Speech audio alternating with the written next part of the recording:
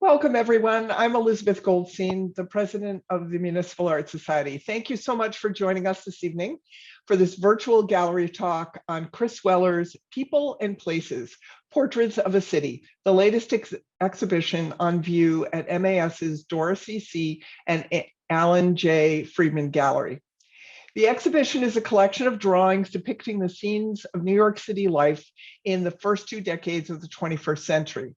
Weller's portraits, both of individual New Yorkers and of the city that surrounds, inspires, and responds to them, deftly captures the relationship between the built environment and the people who live in it. Just a few more details about the program tonight before I dive into our introductions. We are going to be taking questions a little bit later in the evening, and if you would please put them not in the chat, but in the Q&A section. They'll be picked up by our speakers a little bit later, and they will answer them. So now to introductions. Chris was born in Calgary, Alberta, and earned a BFA in painting from Western Michigan University.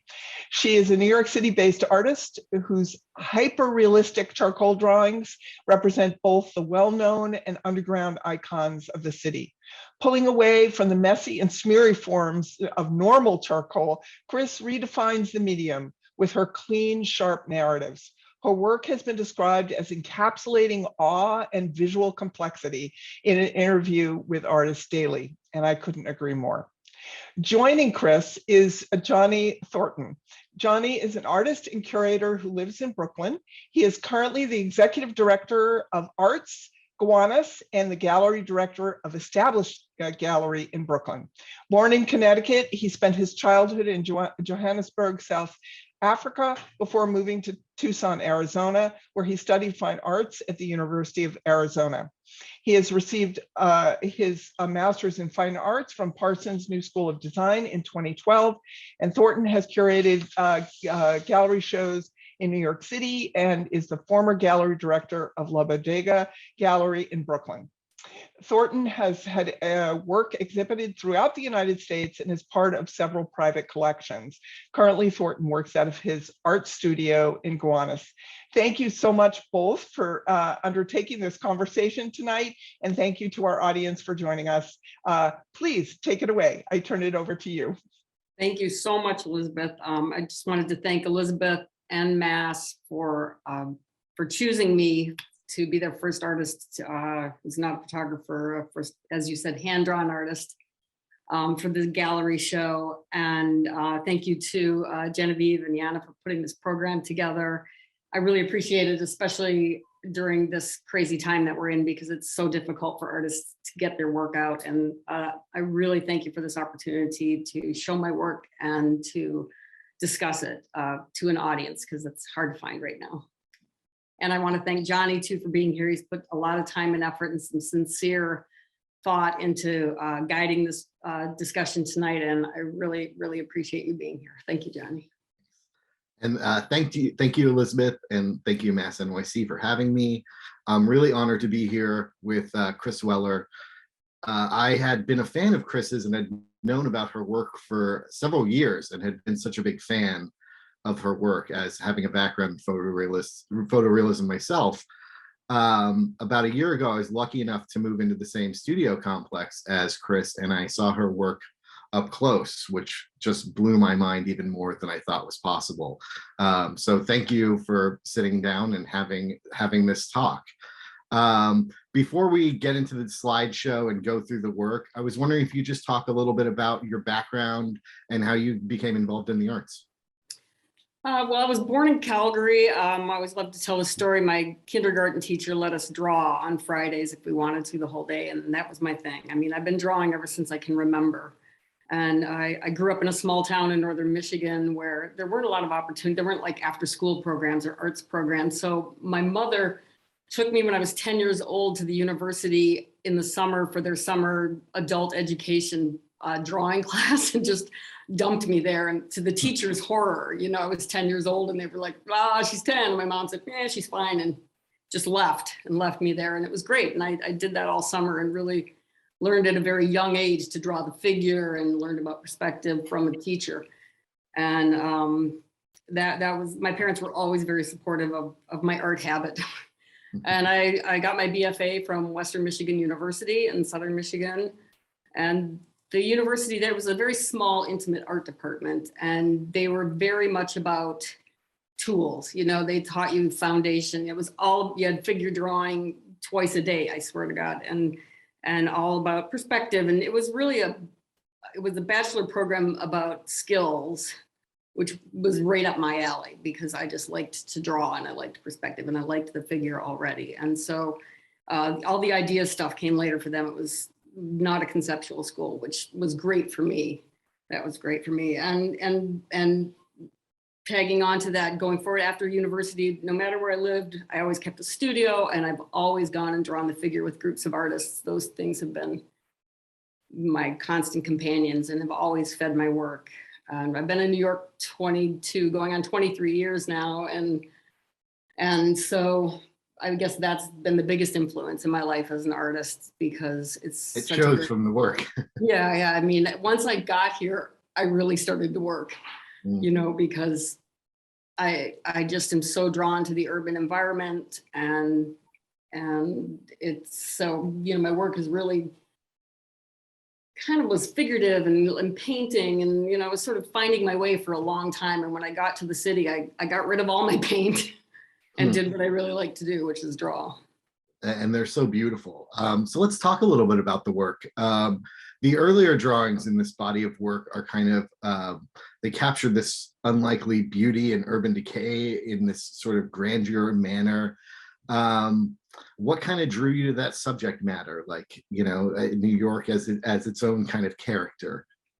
Yeah, I've always loved landscape, but it wasn't like I didn't want to like draw landscapes ever before I moved to New York. And then when I got here, the architecture of the city and the urban landscape really spoke to me. And I grew up with my parents had a small print of the Lionel Fenninger, I'm probably mispronouncing his name, Bauhaus painting, the Church of the Minorities, you know, this crazy kind of cubist, beautiful thing. And that painting has stuck with me my whole life. And when I started drawing the urban landscape, I think about that painting all the time. Its structure, even though it's not straight up realism like what I do, but so I don't know. And also I love nature and I love the idea of people and how they live in their environment. And New York is just such a unique, weird combination of the bits of nature that has somehow hung on and survived. And I think it's so compelling how nature is always destroying everything and we have to constantly keep it up. And so we're a part of the landscape because we have to steward it, you know, we have to take care of it. And I find that really fascinating with things like the bridges and buildings. Yeah. And so, you know, this body of work spans a great deal of time, but it kind of took a little bit of a shift during COVID. Can you talk about how COVID kind of influenced the work and how you're making it? Oh boy, you know, you're alone anyway. And then as an artist, and then COVID came and I had finished the bridge series by that time. And then everything was about other things. Then suddenly it was about isolation and about fear and about, you know, maybe hope here and there creeping in.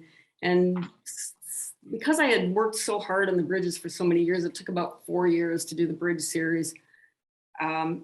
And it was such fine detailed work. I've been trying to loosen up a little bit and give the work a little more atmosphere in this weird time that we're in.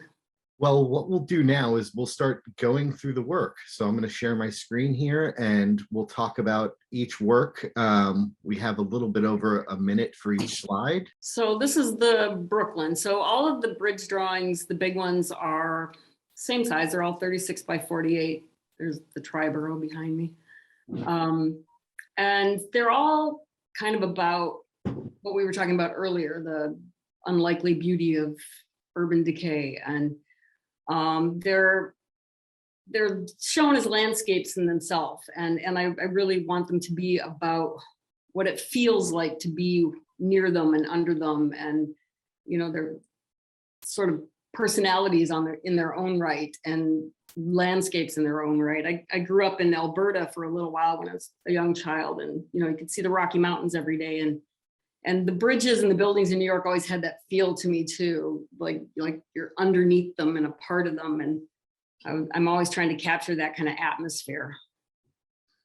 And what is the vantage point from this? Where did you, where is this from? Is this the Brooklyn side or the Manhattan? This is the Manhattan side, on the kind of east side of the Brooklyn. And it was a tough one to choose. I did this somewhere in the middle of the bridge series. I had told myself in the beginning, once I decided to do the series, that I'm not going to do the Brooklyn because everybody's done the Brooklyn and I can't bring anything new to the party. And then finally I broke down and thought I better do it. And it took me a long iconic time. bridge. Pardon? It's such an iconic bridge, and you captured it. Iconic, what are you going to do with it that hasn't been done? And so I spent a lot of time, spent a few days just walking around, walking over at Brooklyn side, just walking around and trying to figure it out. And I'm just remembering this. I started at a totally different vantage point, and then I chucked it, and then decided to do something just much more direct and have it really just be about that bridge. Most of the other bridges in the series, there's a lot of things going on in the drawing, whereas the Brooklyn, it's just about that bridge. Well, it really captures the sort of grandness of that bridge.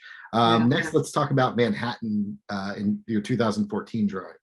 Yeah, so this was the first one I did. I was living in the East Village at the time and walking up and down the East River, and you're always under the bridges. And I didn't do this drawing thinking I was going to do a bridge series. I just did this drawing because it was, that feeling of being under it was so palpable when you're walking there, and the sound of it, and you can see it move practically. And it was just the beginning of me really getting into the urban landscape. And I did the drawing and finished it, and then I thought, oh God, I got to do more, and then And I love how nature is also incorporated in a lot of your work. I love the bird flying by. I think that's such a great element of your work, is you show the architecture in concert with nature. And I think that's such an important aspect of you really capture that sort of beauty of New York. It's like this sort of juxtaposition of those two elements is really beautiful. Thank you. Yeah, I'm kind of a bird freak, so I love to shove the birds in there. And it's one of the few bits of wildlife we get in the city. There's a few seagulls and a few pigeons and a few crows, and if you're lucky, you see something else. But it's an important part of the city. It's because the crows and us were the last bit of nature left here. Sure. And speaking of birds, here's Tribo, which also features some birds. Yeah, my 7 crows. And this was the last piece in the series, and it's probably the tightest. It took me the longest, and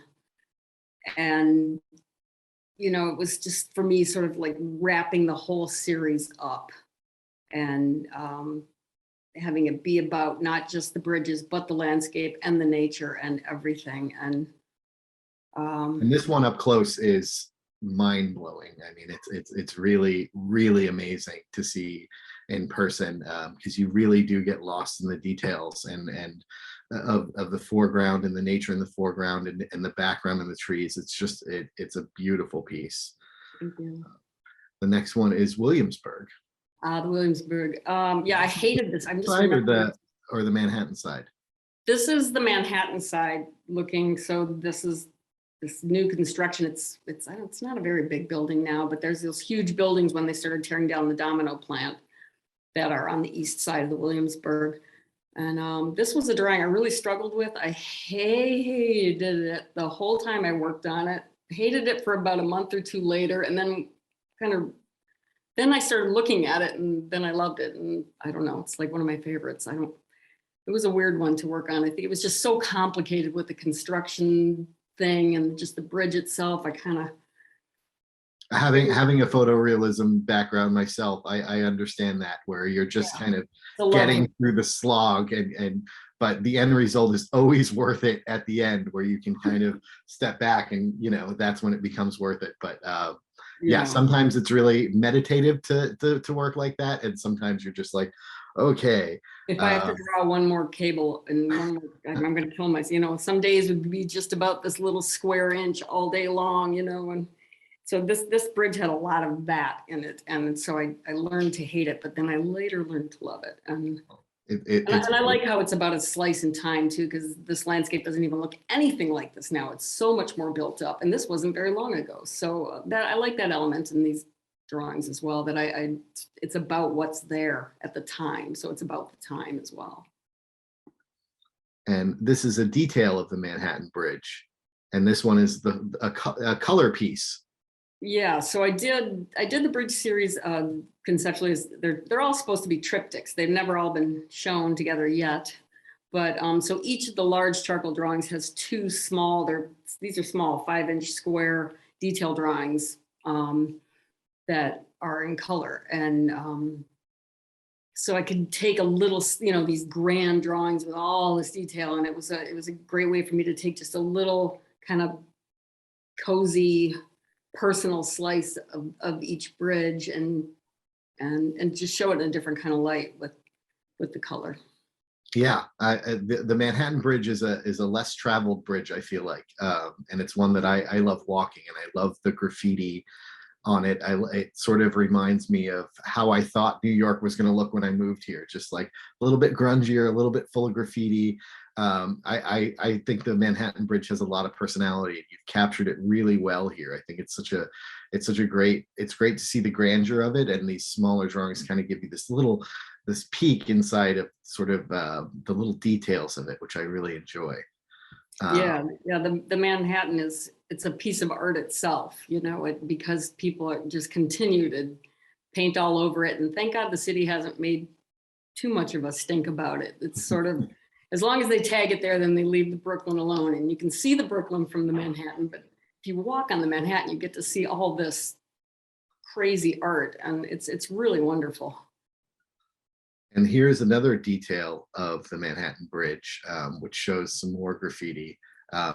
This is, another part of your work that's really interested. It's all, New York is this ever morphing kind of character in a lot of this work, and this probably changes constantly. And so you're capturing this moment in time of graffiti, which is really cool. Right. Yeah. And like, why is there chain link fence all over the Manhattan? Is that even still there? I don't know. I haven't been over it in a while. And in a couple of years for me as well. Yeah. Yeah. And then there's, on the left-hand side where there's the graffiti, that's a really ornate plaque that talks all about the Manhattan. And you can't even read it because people have written other stuff over it. And it's really kind of crazy and ugly and beautiful and fabulous all at the same time. Agreed. Let's switch over to the empty D train, and this is a 2020, and this is one that was made during COVID, as is really evident in your work. You really capture the sort of isolation aspects of still using New York as your kind of main character. You kind of capture the isolation of a city that's empty, that's not as used as it usually is. Yeah, one thing I loved doing when I had a longer commute a while ago. I don't have so long a commute now to my studio, but I have a whole series of drawings called the D Train Doodles, and I would just bring my sketchbook and sit and draw on the train every day, and I'd get 2 or 3 done a day because I would knock them out pretty quick of just people sitting on the train being New Yorkers. And when COVID hit, and this was one of the first drawings I did after I was able to get out of my apartment for a moment. And I think I was the only person on that train. And it was so disturbing as a New Yorker and so isolating, and you felt vulnerable, and the city felt vulnerable, still does, And yeah, this piece really that. transports you back to that time when it was first so scary and everything was empty. Whenever you would leave your home, you're just like, wow, there's nothing. Where is everyone? Everyone's so, Which is upsetting being in a pedestrian city. I mean, maybe other people who live in other cities didn't have it this. I imagine them not having it this as disrupting to them, because as New Yorkers, we're in each other's face all the time, and that's how we roll, you know, and that's what we like. And then to have that taken away has been really difficult, and Mhm. really hope we can get back to being nice to each other soon. Yeah, me too. Yeah, so this is another drawing I did right around that same time, going over the Manhattan Bridge, and there was a guy sitting there by himself, and he and I were the only other people on the train, and it's just that same feeling of isolation and vulnerability. I did this right after George Floyd was murdered, and you know, it's just that feeling of things not being right. And Absolutely. And you know, I think that having this sort of lone figure on the train is just a really, you know, this is usually what you see in the middle of the night in New York in the usual Yeah. times. And so this was such a common occurrence. And it really does speak to that time in 2020, especially all the political turmoil that was happening, and all of the things that were happening around us. And sort of this lone figure is really, it evokes a sort of sad feeling for me, but you know, it's Yeah. such a wonderful drawing. thank you. Let's go to the next one. This is another one of the COVID drawings, 42nd Street in 2020, which is, you know, if anyone's been to this station, as I'm sure a lot of us have, I mean, this is, you can't move a lot of times, you know, this is a station I avoid going to a lot of times. And so Yeah. it's shocking seeing it so empty. Yeah, this was sort of my homage to the essential workers, healthcare workers, where I mean, I was down in the subway, and the newsstands were locked up, and there was just tumbleweeds in Times Square. I mean, no one around. I felt totally vulnerable and freaked out. And then I go down into the station, and there's just one lone healthcare worker in their hazmat suit and the goggles and the whole thing, just by themselves waiting for the train. It was at an odd hour too. And so it just, you know, these people showing up 24/7 in this crazy environment where we're alone and vulnerable, and you know, it's just more about that at the time. Hmm. You know, and I like how this piece sort of utilizes color in a really dynamic way. I think that, you know, the blues pop out at you, and it makes your eye focus on the healthcare worker. It brings your eye there, and it kind of tells this story without being super explicit about it, which I think a lot of your work does, which is why I'm such a big fan. Oh, thank you so much. I mean, that's good to hear, because, you know, sometimes you don't want to be too literal, and I don't want to, you know, I want things to be subtle, because that's how I see life, you know, and that's how I see the important moments in life. I see as these subtle little moments that express the big ideas. And that's what I try to do, but I don't know if it'll work. So that's good to hear. Well, speaking of these little moments, A Train 2011, and this is kind of something that we talked about the other day, when you're going through the train tracks and you look out the window and there's graffiti inside, and you're like, where did that go? Who's doing this art in there? And it's those little moments you're like, you know, so you really captured this wonderfully.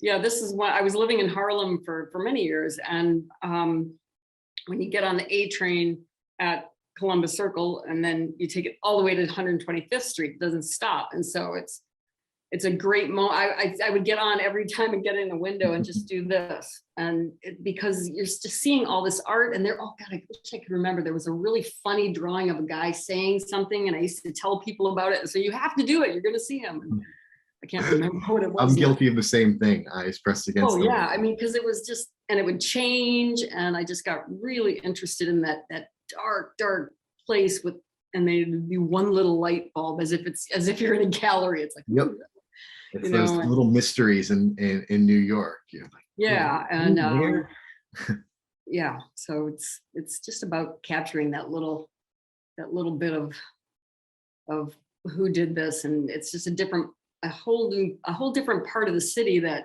I'm not a part of as an artist. I don't really even know who's up to this, you know, and I just find it fascinating and beautiful. I just love graffiti. And this is Gateway 2008. Yeah, and Gateway. Where is this located? This is the the G train stop, which it's the highest elevation of the MTA.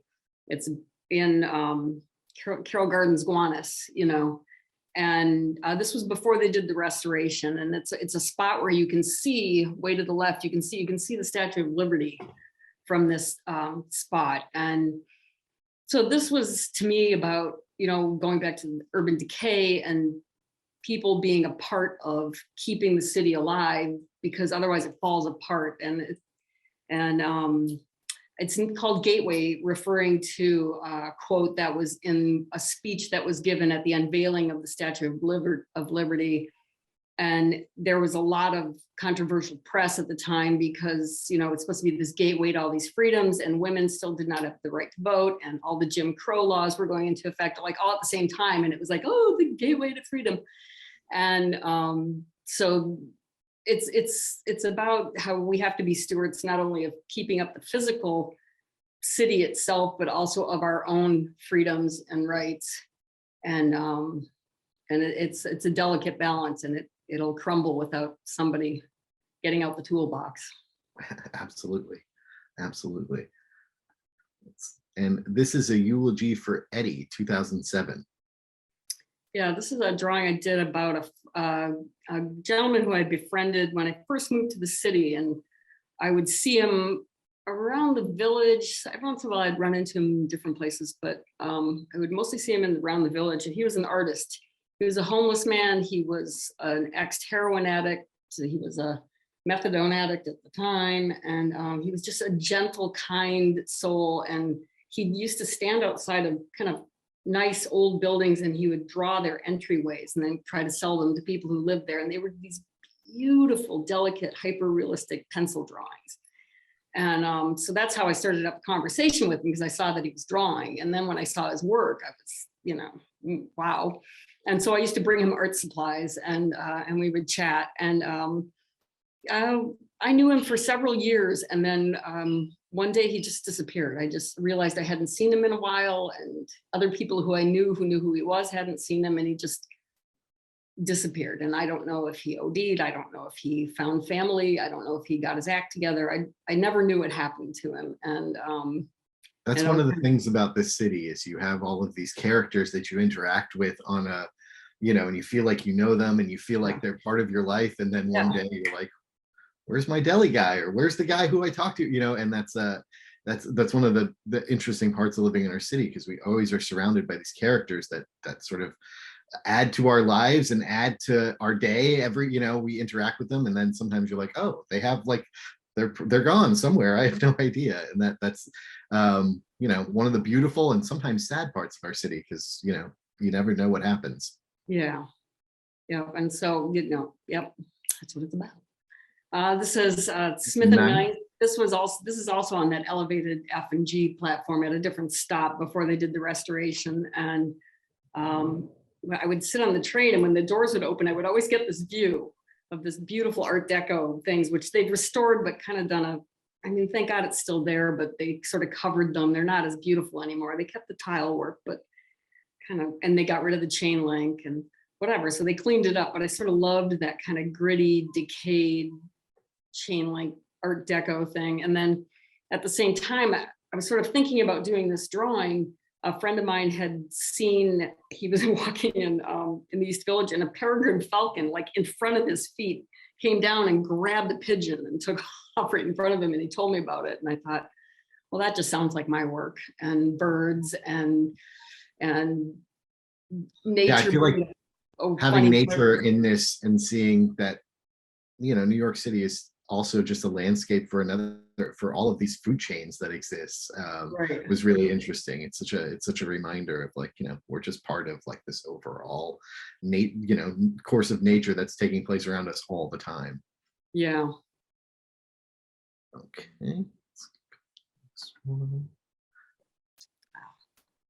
And this is 8:46 a.m. 9/11/01/2007.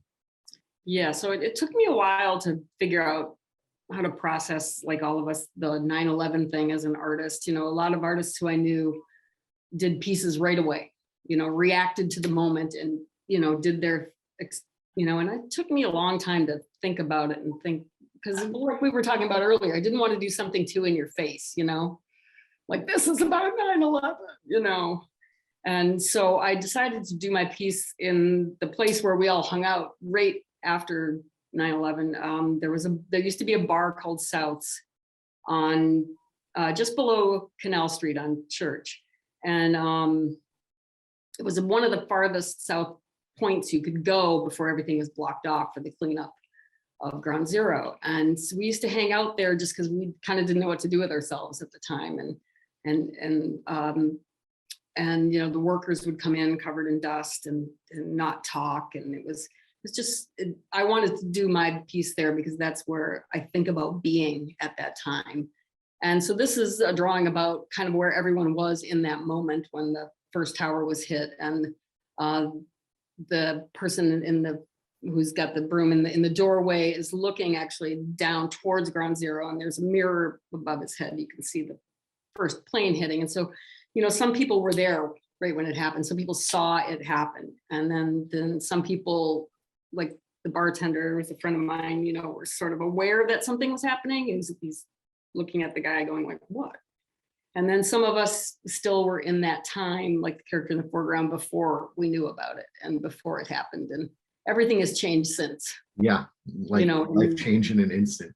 Everything changed in an instant. So I kind of wanted to capture the moment that it happened, but you didn't really know what was going on yet.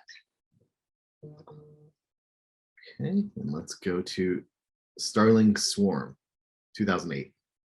Yeah, so I did this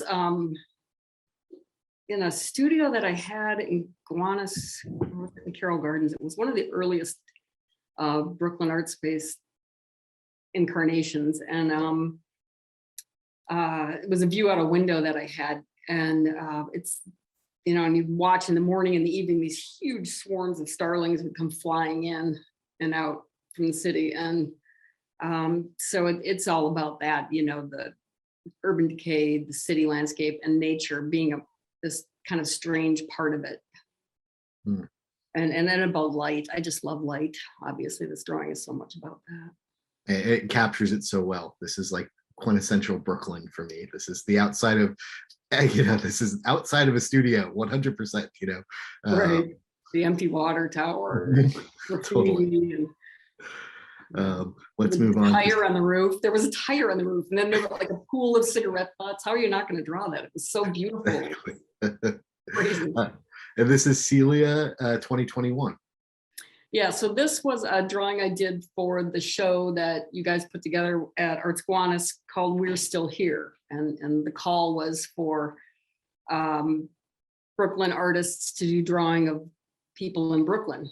And so, you know, because we thought we had gotten through the worst of it. So this is a drawing I did of my friend Celia, who's an artist and a performance artist and a hula hoop artist and a real Brooklynite. She lives in Red Hook. And I thought, oh God, let's go up on your roof and have the Red Hook giraffe cranes in the background and pick a beautiful day. And it was about, you know, it's a little bit sweet. It's a little bit more it's hopeful. I find it so hopeful. Yeah, because we thought, you know, but one of the things about that show, you know, it was about resiliency, Brooklynites' resiliency during COVID. And so some of it was really sad and some of it, and this was one of the real hopeful ones. And it just, you know, it was kind of, you know, when we thought we were through it, and this was such a powerful piece in that show. It's such a beautiful drawing because it does evoke sort of like the, you know, coming up for air, which I really, really love. Yeah. Okay. Little did we know. Little did we know. And this is The Locals, 2021. So I spend part of my year, about half and half, in New York and almost half on Martha's Vineyard. I work for a family there in the summers. And this is a drawing I did that's a friend of mine who posed for me. He grew up there, born and raised, and like a lot of people his age who are in their early 20s, you know, their parents are working class, and their parents have land there that they've had in the family for a while. So, and they've raised their kids there, but now the kids are becoming of an age where they're getting jobs, graduating from college. They're finding it impossible to stay where they were born and raised. So there's a lot of talk about that and a lot of trying to figure out how you can live in your home and whose home is it? So it's about ownership and stewardship and belonging. And, I mean, it's kind of I was sort of thinking I was going to start this series because I thought that we were going to have a more normal life this fall. And so I did a few drawings with this in mind, but now I've kind of gone back to not feeling quite as hopeful, but eventually we'll get there. We'll And, get there. this is about a lot of things also. I mean, there's a whole Native American population on Martha's Vineyard and everywhere in this country who are going through and have been going through for a lot longer the same thing. And just a lot of people feel pushed out. Mm. So it's kind of about that. And this one is Quarantine Self-Portrait. This is one of my favorite pieces because this is such a slice of time, and you have the mask hung up, and that's the color. And this was in 2020. Was this was this at the beginning, the middle? Where were we? This was the summer. This is on Martha's Vineyard, and so this was this. I went to the vineyard early that summer because I was an early case of COVID. I had COVID in March when it first started. I got sick, and then I was in full on panic, meltdown, loneliness, quarantine, and so my employers on the vineyard were like, "Come to us," So I went early. So it's early in that summer when COVID was just raging, and you had to have a pod of 5 people that you knew, and nobody had tests, nobody had, you had these crappy paper masks, and you're lucky if you had a thermometer. So I just got to work.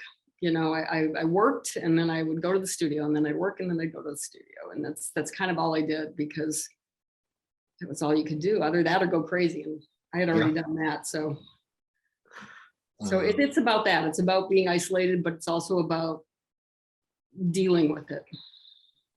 Absolutely. I love like the mask where it's sort of like you're hanging your hat, that's familiar for all of us.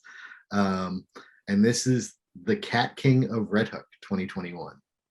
Yeah. So this was kind of thinking as part of the Locals series. I wanted to do some more portraiture right when I got back from the vineyard after I had finished the big drawing of my friend on the vineyard. And I was speaking actually with my friend Celia, who's on the roof. And I was saying, I want to do some more portraits, some local people. And she and her friend, we were talking, and they immediately said, "Oh, you have to do a Shetty's portrait." And let's ask him. And so they were friendly with him, and they approached him and said, "Oh, we have a friend who wants to do your portrait. Would you be willing?" And they set up a meeting. And so I got to meet with this gentleman. He's an Ethiopian refugee. He's been in the United States, been in New York for a long time. He's not homeless, but he's a character. And a lot of people know him. I had this drawing hanging at Gowanus, and so many people came in, and it sort of supported the thing about the Locals. People came in and had so many different ideas about who he was, who had never spoken with him or met him. "Oh, that guy, he's an asshole. That guy, he's so great. Oh, that guy, he's weird. I've seen him." And people knew his name or didn't. And it was really interesting how many people knew who he was. And he was great. He sat for me. I paid him a little bit of money, and I got his permission, and I talked with him for, I don't know, a couple of hours, and did some drawing and took a bunch of photographs. And then And has he seen this yet, this piece? I don't think so. I don't think so. I'd love to hear what he thinks, because it's such a beautiful portrait. Thank you. It really tells a story. Yeah. I think that was our last slide. No, there's one more. Oh, yeah. Sorry, let me just move this around. Yes, one more. Spring Migration 2021. Yeah, so this was done sort of thinking we were coming out of it, but it's a little bit foreshadowing that it wasn't quite feeling as hopeful as we thought. And so Clouds.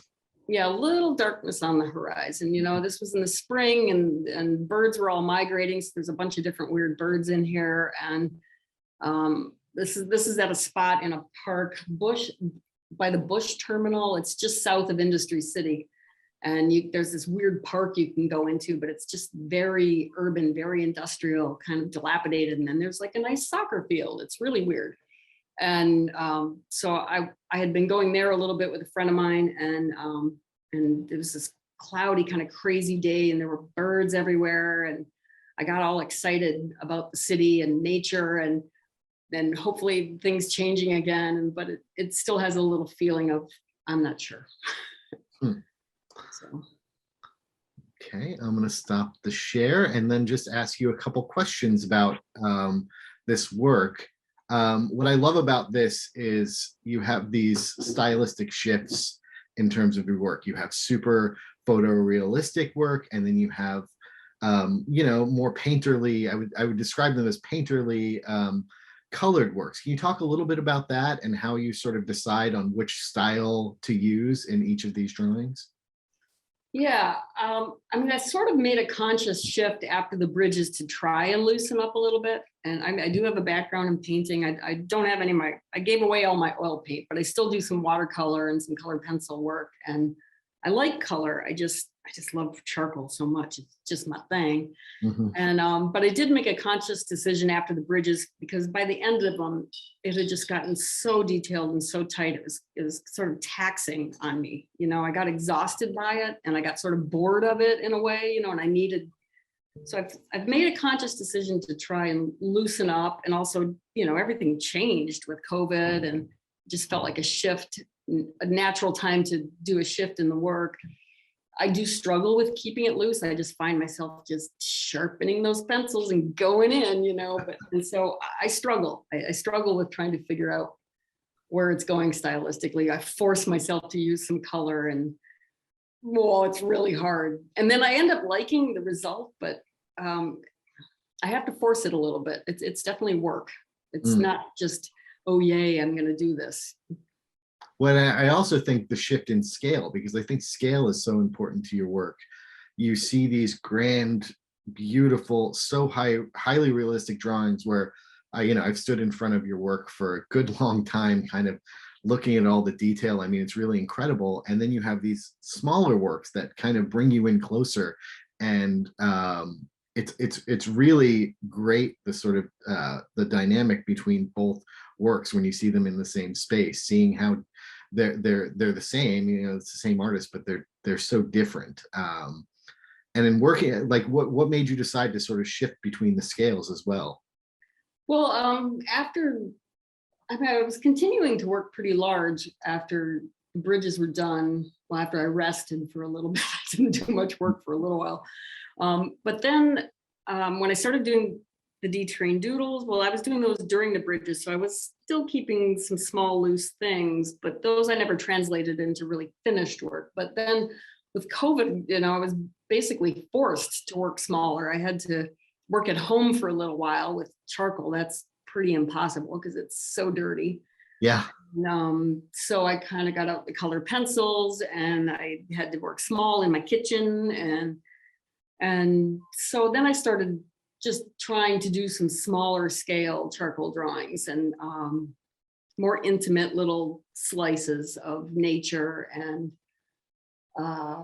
just whatever I'm looking at the time, whatever's. And the larger ones, when we're thinking about scale, which I'm familiar with, sort of highly rendered, super detailed work. Can you talk a little bit about the process of creating such? How long do these take, and what's the process of making one of these amazing bridge drawings? Well, once I decide what I'm doing, and then I go on site, like for the George Washington, I had this idea about, because it's such a weird tall thing. I had this idea in my head about the perspective, and no matter what I drew or took photographs of, it just wasn't right. And so I was like laying on the ground with my phone, like underneath it, taking all the, weird, and then I had to invent the perspective. So there's a lot of invention going on too, because I have an idea of what I want it to look like, but to capture the feeling of being under them. So I skew the perspective a lot. I definitely use photography once I lay in the drawings using lots of photographs and lots of ideas. And I don't like to keep my phone out or anything out while I'm working. I definitely refer back to photographs and drawings, but I very often invent the light because I have an idea of how I want it to look. So I have to invent a lot.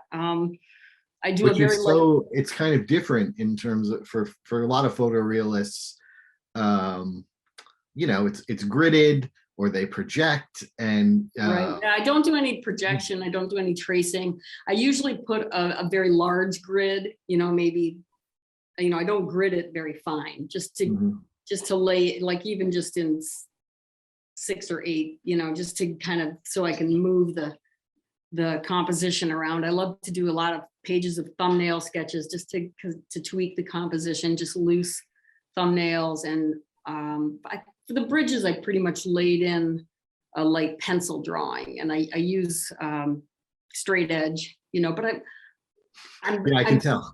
yeah, I use a straight edge, but I'm too impatient to measure really. So I do all the measuring by eyeballing. I don't go, okay, every half inch there's a screw, I just kind of lay it in and hope for the best. So, Which is really impressive because you still get, you still get all your proportions, all the way they're rendered looks so perfect. And to be working from different references, it's really impressive that a lot of that takes place in your head and by your hand. That's really cool.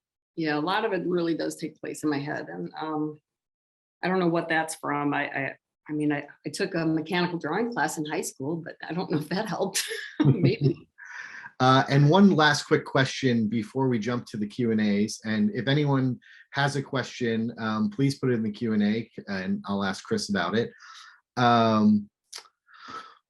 One last question is just time frame. Like these seem to take months, and this series, this body of work spans 20 years. What was the time frame sort of creating this body of work and the individual pieces? I'm sure some took oodles of time and some were a little shorter. The drawings like Starling Swarm and Eulogy for Eddie, the 9/11 piece, those were like a couple of months. The bridges take 3 to 4 months to draw, and that's really working on them all the time.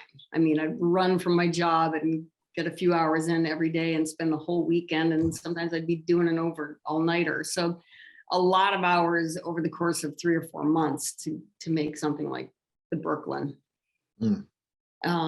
The pieces, the looser kind of more painterly pieces like the locals, they're almost as big, but just a matter of a month, at the most, not even. Cool. So what we'll do now is we'll go and we'll ask you, there's a few questions in the Q&A. And so I will, this one's from, Rick Season. He's also in our Gowanus sort of art building, and he has a show at my gallery right now. He's also a very talented artist. Thank you. These works are wonderful. Bridges of such personality and can be viewed from hundreds of perspectives. What's the process for choosing the right vantage point for the drawings? Because I'm sure that's such a you can walk by a bridge is different from every angle. How do you decide that? Some of them, it's just, I had, like with the George Washington, I had an idea in my head before I even got there. I just knew, and it just took and that's why I had to make so much of it up, because I just knew what I wanted. I don't know why. But some of them, the Queensboro Bridge drawing, I walked the entire Queensboro Bridge. Like I thought I had this idea what it was going to be with the gondola and everything. And then I walked the whole bridge all the way to Queens, and then underneath it to the water, which I found what I wanted. And then I had to walk home. It was kind of a nightmare. So some of them, I just spend a lot of time looking for something that strikes me, and some of them I already know. Okay. A gut reaction. We might have already talked about this a little bit, but John Archer is asking, do you draw everything on site, or do you do some or all from photographs? Do you do any drawing on site? Do you do any plein air drawing? I do, but they're too big, and the medium's too fragile, and it's kind of impossible to do them on site. Like Starling Swarm, and some of the some of the drawings I did at that time, I did because they're interiors. The 9/11 piece, I did a lot of drawing on site. But to be outside I just never even thought about doing it. It was too crazy. So I do work from drawings, and I do work from photographs, and I do work out of my head. It's a combination of all of them. Okay, and the next one comes from Susan Newmark Fleminger, who is also an amazing artist in Gowanus. I love her work as well. Do you do preparatory drawings, and do you look at black and white photography a lot? I don't. That's a good question, because I didn't think to talk about this. All the photographs I use are color, because the color, with a painter's background, I think the Really? color really tells me about the light. Warm, cold, I don't know. So I need the color to make the black and white drawings. That's so interesting. That's really cool. Which I didn't even realize until years ago. Somebody asked me that same question, and I said, "Oh God, no! If I look at black and white things, it doesn't make sense to me. A black and white photograph, the light doesn't make sense to me. It's too flattened out. The color gives it so much more depth, and it complicates the light in a way that lets me get a lot more information." That's amazing, because you really do, the way you have light in your pieces is so dynamic, and almost, I mean, I've stood in front of your work and I'm like, there's so much nuance to your light. So that's interesting to hear. You work from the color images. That's Yeah. how it's done. That's That's very how it's difficult. done. Jennifer McGuire says brilliant. Not a question, but thank you. Thank you, Jennifer. Will you be focusing on another neighborhood soon? Well, I wanted to do the locals kind of series and go to a bunch of neighborhoods and do a bunch of portraiture with a bunch of different people, whoever I decided at the time, but that seems impossible still. And also, it's just, I don't want to draw too many more people with masks on. It's getting old. Yeah. It kind of. I haven't been to be able to draw the figure in person in a couple of years, and that's really hurting my feelings. So yes and no. I don't exactly know. I just finished a drawing of yet again, kind of a bigger drawing of a guy on the subway, just a solo person, because we're kind of back to that scared of each other, I'm alone thing. So I'm still in that. I want to get out of it. I'm dying to go to another neighborhood and do something else, but I feel a little bit trapped right now. Well, hopefully I might even do some smaller bird drawings. Glenn Weller says, hi, Christine. We were wondering, Hi, brother. We were wondering if you have the smaller pieces for each bridge. We absolutely love our selections. Yes. Lots of love from Kalamazoo. I do have them. They're here. I have them. And those are just smaller versions of. I think he's talking about the detail drawings. So I have, all the detail drawings for the bridges. The color pieces are they're here. Yeah. They have my brother and sister-in-law have printed the GW, and here's the color pieces for the GW. Wow. Which have the lighthouse. Cool. So yes, I do have those, Glenn. And this is the last question, but probably the best question for an artist. It's the best question to end on. Is any of your work for sale? If so, can one buy a piece? Because it's absolutely gorgeous. Thank you. Yeah, everything's for sale. All for sale. Every once in a while I get attached to a piece and I think I'm going to keep it, but nah.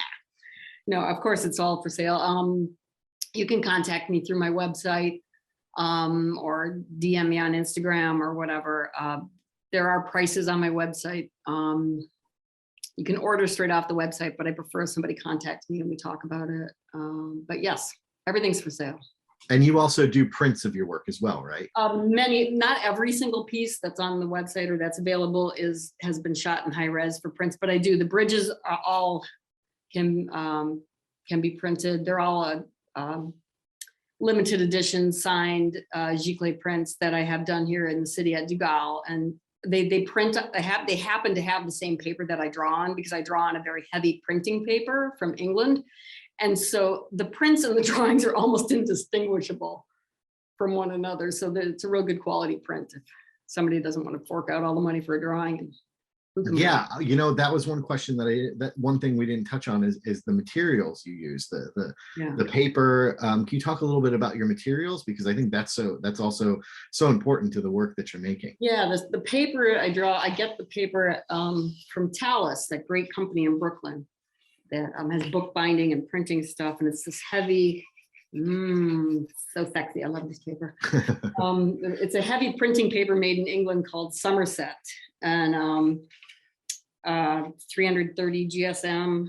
It's the only thing I like to draw on anymore. And I can even do mixed media and watercolor on it. It can take a beating because I erase constantly. And I use basically General's charcoal pencils made in New Jersey. Love them. Best. I've bought and tried every other kind of charcoal pencil. Nah, they're the best. They're great. And Faber-Castell color pencils and Winsor Newton watercolors. Cool. Those are my things. And pretty much that's it too. I'm lucky because I don't have to stretch canvases and buy expensive oil paint. Yeah, that's nice. That's nice. I don't miss that at all. I mean, it wasn't the reason I stopped doing it. It just wasn't my muse, but I sure don't miss it. Although this stuff's pretty filthy, but. Well, I think we're just about out of time. I just want to say a quick thank you to you for letting me talk to you and get to know your work. I want to thank Mass and that whole team, because it's been really great beginning to learn about your work and get kind of a deeper look at the amazing stuff you create. It's amazing. So thank you so much, Johnny. I really appreciate you doing this with me. It made it really easy. And thank you again so much to Mass and Elizabeth and Genevieve for putting this all together. It's been my pleasure. Well, thank you so much. This has been a totally fascinating conversation. I've loved your work for a long time, Chris, and I think it's been amazing to hear you talk about it. I wanted to say several times as you were talking that part of the reason I am moved by your work is the solidity of many of the things that you draw. The movement in the sky and the birds and the water and all that is such an interesting and striking contrast. So thank you for sharing your insights, Johnny. Thank you for being a fabulous conversationalist and asking great questions, anticipating many of our audiences, I'm sure. So thank you both. I also want to thank the incredible MAS team, as always, Genevieve and the whole team for putting the program together tonight. It's always fabulous to work with you, of course. And thanks to all of you who joined us this evening. A special thanks to MAS members. If you are not a member and enjoyed tonight's program, we certainly hope you'll consider joining. Your membership helps support Make MAS programs and advocacy towards a more livable city possible. See the chat for more information about how to support MAS.